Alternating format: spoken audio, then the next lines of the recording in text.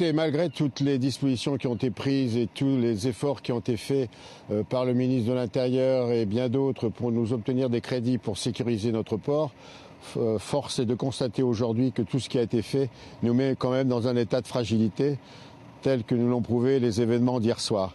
Et l'invasion sur notre port de 300 à 350 migrants et la possibilité qu'ils ont eue à 50 de monter sur un ferry prouve que la situation ne peut pas durer. Le camp des migrants est à même pas 500 mètres du port, à même pas 100 mètres d'une autoroute. Nous pensions que toutes les précautions prises pour éviter justement ce qui s'est passé allaient être suffisantes. Et après les événements d'hier soir, je suis convaincu qu'il faut avoir cette réunion de crise du côté humanitaire et sanitaire. Et puis surtout, je suis convaincu qu'il faut enlever cette jungle, il faut tout faire pour qu'on puisse enlever ce camp de migrants qui est trop proche du port de Calais et qui crée beaucoup trop de problèmes, à nous bien sûr au point de vue portuaire, et puis à la ville et j'ajouterais même à Eurotunnel. Donc c'est plus possible, on a pensé qu'on allait pouvoir se protéger, nous ne sommes plus protégés. Mais justement, ça fait des mois, des années qu'il y a des réunions de crise, qu'il y a des mesures, qu'il y a de l'argent qui est débloqué et effectivement, comme on l'a vu encore la nuit dernière, ça ne marche pas. Qu'est-ce qu'il faut faire vraiment, concrètement? Quelles sont les bonnes solutions selon vous?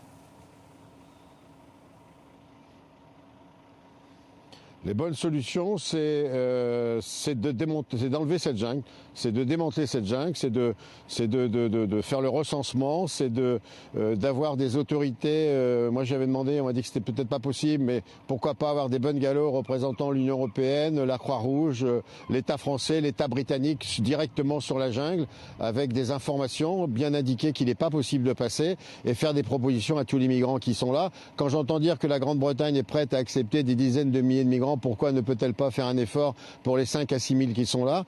Alors après, on me dit que ça risquerait d'être un appel d'air pour les autres. Il suffira quand même un peu, puisque les frontières sont fermées, de contrôler les personnes qui traversent toute la France et qui arrivent à Calais.